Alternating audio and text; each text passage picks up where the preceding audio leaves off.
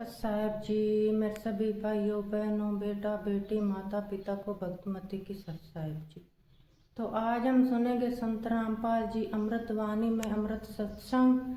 जब भी हमारे पास टाइम हो हमने गुरु परमात्मा जी के सत्संग सुनते रहना। चलते फिरते उठते बैठते गुरु जी के सत्संग जरूर सुनने हैं। हमने अपने मंत्र जाप करते करते साथ में गुरु परमात्मा जी के सत्संग भी सुनने हैं। तब भी हमें इस धरती पर भी लाभ मिलेंगे और मोक्ष भी मिलेगा। तो सुनते हैं सभी भाई बहन बेटा बेटी माता पिता मिलजुल करके सत्संग संत रामपाल जी महाराज की सत साहेब जी।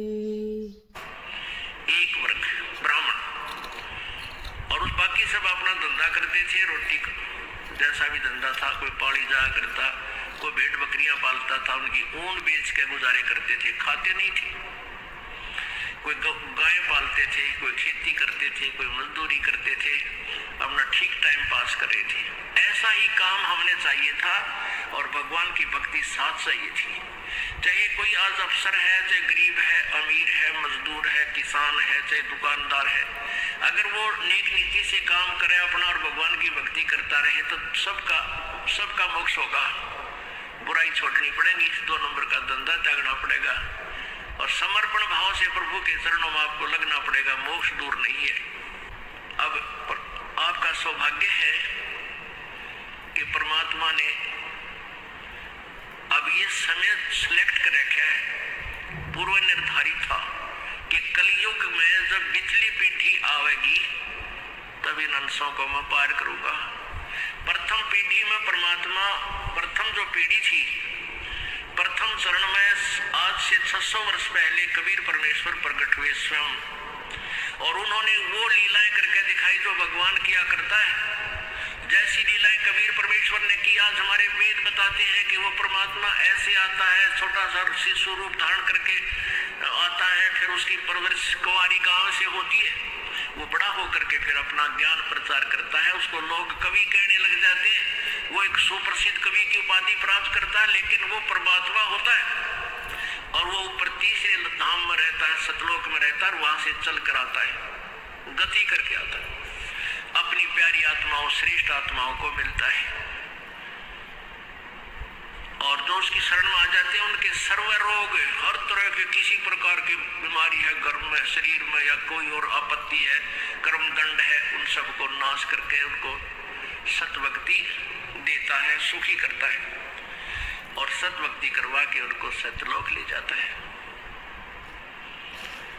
वो था पहला चरण। तो उस समय परमात्मा ने आकर अपनी अमृतवाणी में, सूक्ष्म वेद में, कबीर वाणी में, सच्चिदानंद घन की वाणी में ये सारी सृष्टि रचना, ब्रह्मा विष्णु महेश की उत्पत्ति, ब्रह्म की उत्पत्ति, अक्षर पुरुष की उत्पत्ति और सतभक्ति कैसे करनी चाहिए, कौन है वो परमात्मा जो पाप नाश कर सकता है, ये अपनी महिमा आप ही आकर बताई।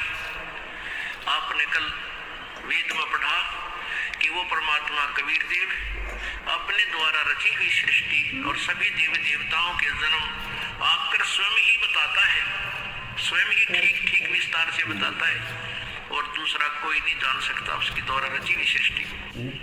जब परमात्मा 600 वर्ष पहले आए थे, सन 1398 में आके काशी शहर के एक लहर तारा तालाब में कमल के फूल पर एक शिशु का रूप धारण किया था। वहां से नीरू नीमा नाम के 2 मुसलमान जुल्हाए थे दंपति, वो उठा ले गए थे प्रभु को। वहां लीलावत परमात्मा जब बड़े हुए, जब 25 दिन के हो गए तो उन्होंने कुछ भी आहार नहीं किया था, तो उसमें कुंवारी गाय का दूध परमात्मा ने अपनी ही लीला से एक कुंवारी गाय मंगवाई थी, भगवान शंकर जी को भी प्रेरित करके वहां भेज दिया था। ये अलग कहानी है, फिर बताएंगे। तो कहने का भाव ये है कि जब कलियुग में परमात्मा आए, प्रथम चरण में धर्मदास नाम के एक सेठ बांधवगढ़ के रहने वाले बहुत बड़े धनी व्यक्ति थे, वो मिले।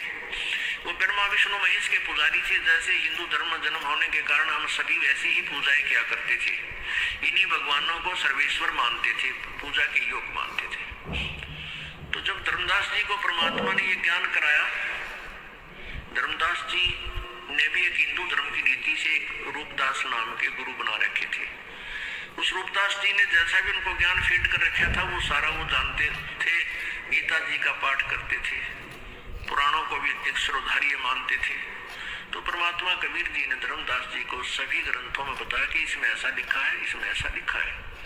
अब धर्मदास जी पढ़े हुए थे, उसने देखा सारे संत ग्रंथों में ऐसा लिखा है, गुरु जी जो बता रहे सत्य है, लेकिन धर्मदास जी की बात को कोई मानने को तैयार नहीं था।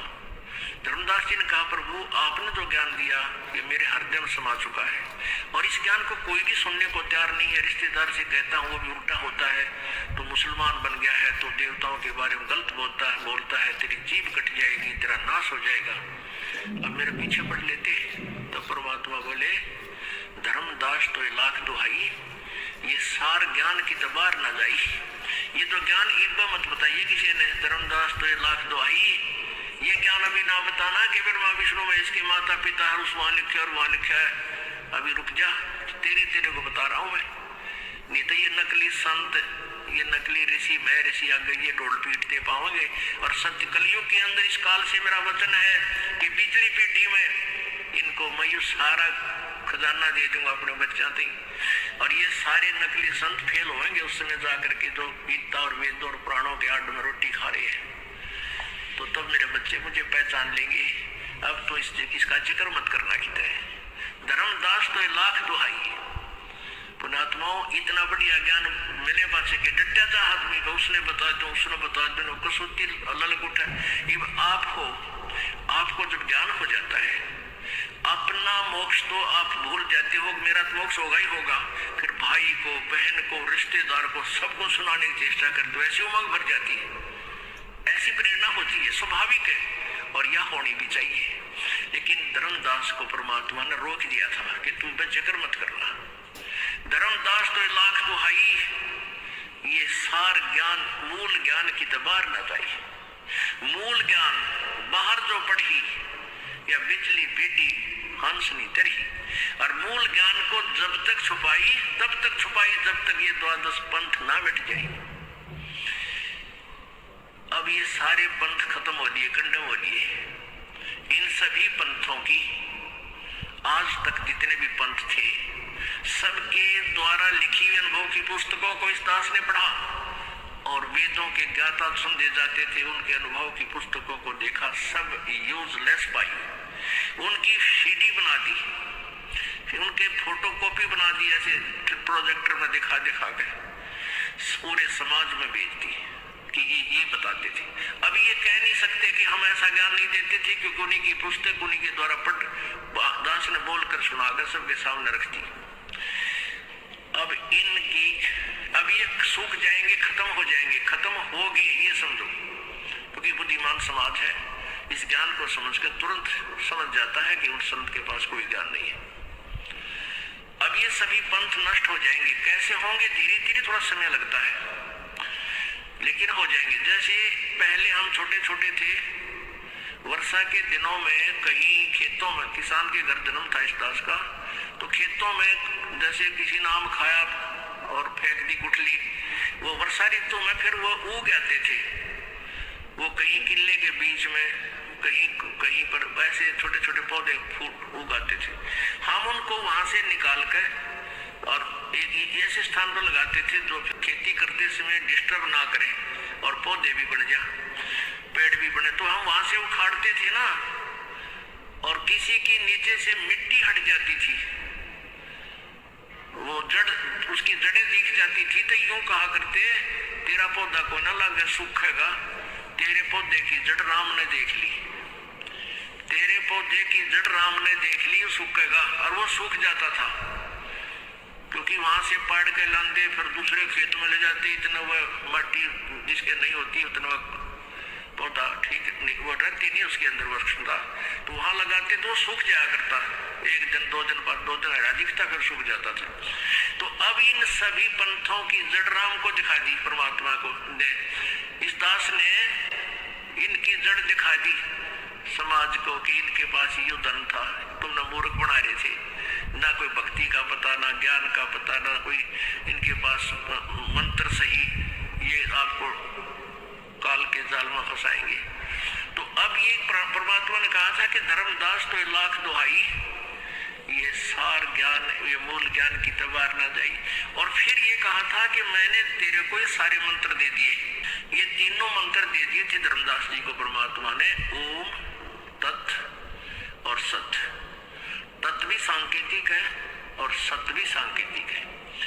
अब परमात्मा ने कहा था कि ठीक है, इस ओम और तत् जो दूसरा मंत्र है ये तो तू डिक्लेयर कर भी सकता है, लेकिन सार शब्द जो तीसरा मंत्र है, जो सत शब्द है, जो सत तीसरा नाम है, उसके विषय में तो जिक्र मत करिए, किसी को मत बताना।